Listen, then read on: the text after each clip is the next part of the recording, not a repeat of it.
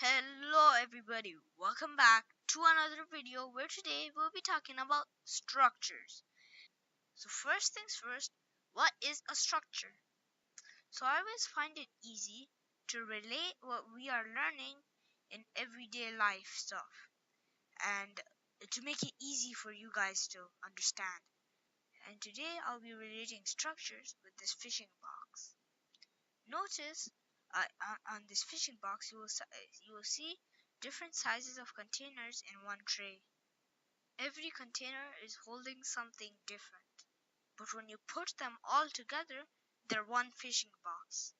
When we talk about structures in C++, it is nothing but putting many variables together and making one big variable out of it.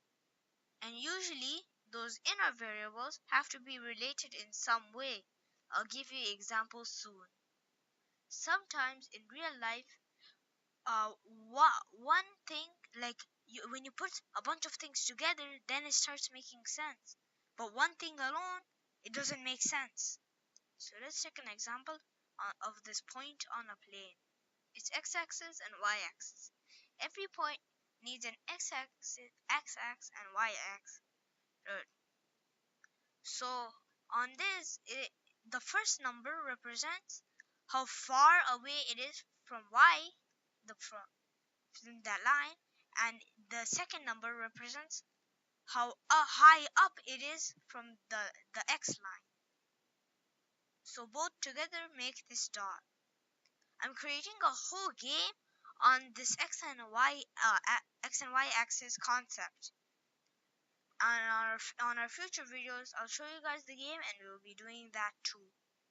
But we need a lot of other skill sets in order to get there first. So let's focus on our structure and create this structure on our code blocks. Notice in this program, I'm not using a structure. I want to add up 2 points and get the answer. So on my function, I can only return one number, but my point has 2 coordinates. So how can I return 2 values at the same time? The only fix for this type of situation was to create a global variable. So without further confusing you, let's create our structure first. So as you could see, I've created a structure called P, and the index for structure in C++ is struct. And in this struct, sorry, not index, syntax. And for this structure, there will be 2 variables, x and y. And these 2 variables will always be together and we'll call them P. So now treat P just like a data type. So without this, I will make the variables of type P. Okay, P1 and P2. So as you can see, I've created 2 variables called P1 and P2, and inside them they have x and y, each one of them. So in order to put something in P1 or P2, we have to use a dot because it has something inside it. So in P1, I'll put 5 and 10. And in P2, I'll put 15 and 20.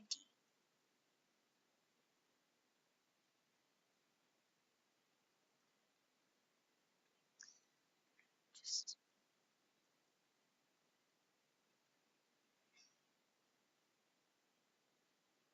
try. You could also call it x of P1 or y of P1, or x of P2 or y of P2. So now they're always together. If I call P1, that means both these variables together. They will go together, they will be printed together. So now let's create our function and try to add these 2 points together. Once again, notice that in my function I'm treating P as a variable. And I created these P1 and P2. I've added them in my argument. And now we will add them all up together and return a P.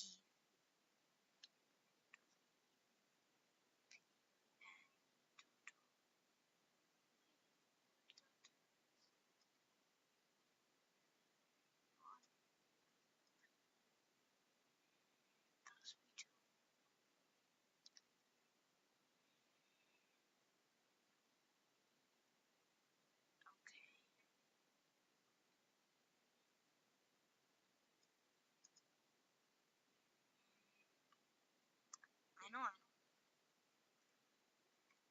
Okay, so I'm adding all of them up. L plus P 2 dot Y semicolon. And now return total P. And inside total P we have X and Y. Let me show you in the paint what's happening. So as you can see, we're gonna be adding the 2 points together, this point and that point, and it's gonna be further away over there. So when you add the points, that's gonna be the new point there. Okay, so now I'm gonna create a new function called print P, and all I'm gonna be doing is printing out where the point is going.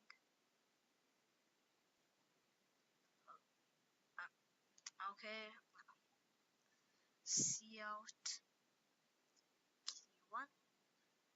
dot x.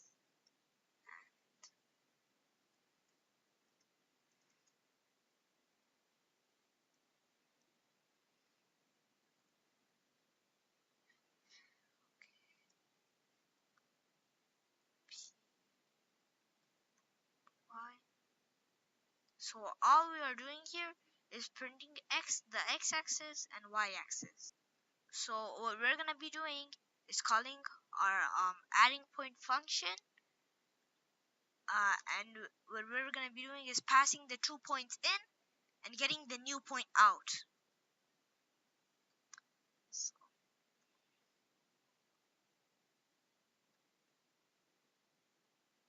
not dot. I'm just gonna put. So now it went in the new point function in the new point variable, and let's print that out and see how it goes. New point.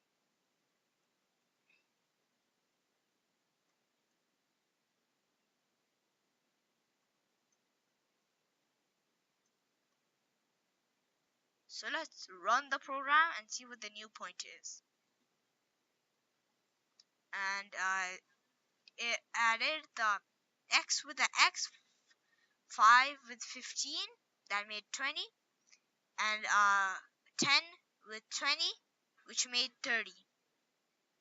Structures are nothing but one variable, like a bunch of variables together, creating one big variable. And now in our program, we've used it as a data type.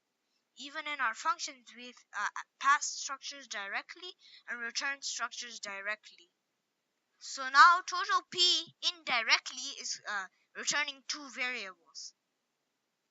Remember in the beginning of my program, I had a problem solving two variables at the same time. No, returning two variables at the same time. Now the problem is solved. So that will be the end of my video. My video is already too long. I'll see you guys next time with the classes.